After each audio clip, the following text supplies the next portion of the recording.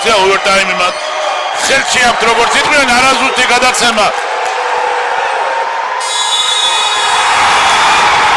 ჩაითვალა ეს ბურთი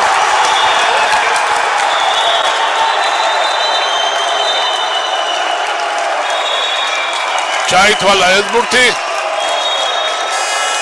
და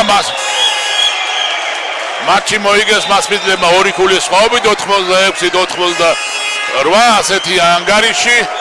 2 ქულა მასპინძელთა უპირატესობა ოჩიგიძე ანიშნებდა რომ მას ხელში ჩაარტყეს იყო ჯარიმა საჯმა ნადარაიამეს არ დააფიქსირა და მასპინძლებმა შეძლეს რაგვალა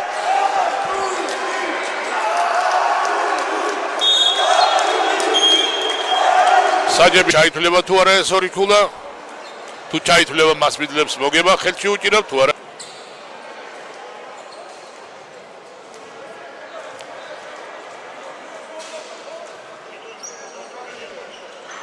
არიში დაფიქსირდა საბოლოოდ 4 ქულა მასპინძელთა სასარგებლოდ 20 მასპინძლებს ეს გამარჯვება ანგარიში მათ შეამცირეს 2-1